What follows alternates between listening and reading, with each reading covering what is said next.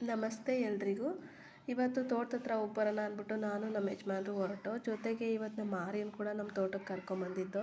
ನಮ್ಮ ಫ್ಯಾಮಿಲಿಲಿ ಒಂದು ಫಂಕ್ಷನ್ ಇದೆ ಅಂದ್ಬಿಟ್ಟು 2 ಬಾಳೆಗೊನೆ ಕೂಡ ಕಟ್ ಮಾಡಿಕೊಂಡು ನಮ್ಮ ಆರ್ಯ ಅಂತೂ ತೋಟದಲ್ಲೆಲ್ಲ ಫುಲ್ಲು ಓಡಾಡಿಕೊಂಡು ಆಟ ಆಡಿಕೊಂಡು ಆರಾಮಾಗಿದ್ದ. ಫಸ್ಟ್ ಟೈಮ್ ತೋಟದ ಹತ್ರ ಕರ್ಕೊಂಬಂದಿರೋದು, ಅವ್ನು ಎಲ್ಲಿ ಹೆದ್ರ್ಕೊತಾನೋ ಅಂತ ನಾವು ಅಂದ್ಕೊಂಡಿದ್ದು. ಆದರೆ ಅವ್ನು ಹೆದ್ರ್ಕೊಳೋದೆಲ್ಲ ಮಾಡಲಿಲ್ಲ. ತುಂಬ ಖುಷಿಯಾಗಿ ಎಂಜಾಯ್ ಮಾಡಿಕೊಂಡು ಖುಷಿಯಾಗಿ ಓಡಾಡ್ಕೊಂಡು ಆಟ ಆಡ್ಕೊಂಡಿದ್ದ. ಕುಡಿಯೋಕ್ಕೆ ಅಂದ್ಬಿಟ್ಟು ಅವ್ನಿಗೆ ನೀರು ಕೂಡ ತಗೊಂಬಂದಿದ್ದೆ. ಓಡಾಡ್ಬಿಟ್ಟು ಸುಸ್ತಾಗಿ ಅವ್ನು ಬಾಯಿ ಹಾರ್ಕೊಂಡು ಆಮೇಲೆ ನೀರು ಕುಡ್ದ. ನೀರು ಕುಡಿದ್ಮೇಲೂ ಕೂಡ ಅವ್ನು ಒಂದು ನಿಮಿಷ ಸುಮ್ಮನೆ ಇರಲಿಲ್ಲ, ಓಡಾಡ್ಕೊಂಡು ಆಟ ಆಡ್ತಾನೇ ಇದ್ದ. ಹೊಸ ಜಾಗ ಅಂತ ಏನೋ ಆ ಥರ ಆಟ ಆಡ್ತಿದ್ನೇನೋ ಗೊತ್ತಿಲ್ಲ, ಬಟ್ ತುಂಬ ಖುಷಿಯಾಗಿದ್ದ ಅವನು. ಆಮೇಲೆ ಮನೆಗೆ ಕರ್ಕೊಂಬಂದು ಅವ್ನಿಗೆ ಸ್ನಾನ ಮಾಡಿಸಿದ್ರು ನಮ್ಮ ಯಜಮಾನ್ರು.